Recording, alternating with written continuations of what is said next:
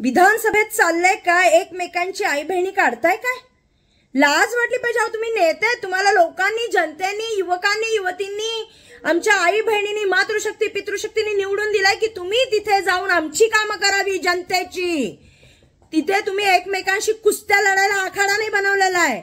एकमेकांवर आई बहिणीवरनं शिव्या देणं, वाटेल ते बोलणं, लाज नाही वाटत का? तुम्ही नेते आहात ना, तुम्ही त्याची गरिमाच घालून टाकली आहे त्या विधानसभेची, नेतेपदाची. तुम्ही ज्या खुर्चीवर बसता त्या खुर्चीची गरिमा काही वर्षांपूर्वीचं विधानसभेमध्ये जे चालायचं, जे कविता व्हायच्या किंवा एकमेकांवर जर एखादी गोष्ट जरी बोलली ती कवितेच्या, शेरो शायरीच्या माध्यमातून हसत खेळत चालायचं, आज शिवीगाडी आया बहिणी.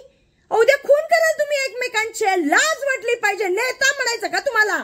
असले नेता असतात होय जे विधानसभेमध्ये जाऊन एकमेकींना चल ये बाहेर बघतोस तुला मी, आई बहिणींवरनं शिव्या द्यायच्या, कपडे फाडायचं बाकी ठेवलाय तुम्ही. काय तुम्ही आदर्श देणार हो युवकांना, युवतींना? काय देणार आदर्श? कसले तुम्ही नेता? असलं घाणेरडं विधानसभेमध्ये चाललं राहणं तुम्हाला पाहिजे खरंच ना? यांनी, मी तर खरंच सांगते, देवेंद्र भाऊ, अजित दादा आणि भाई तिघ यांना अंकुश लावा हो.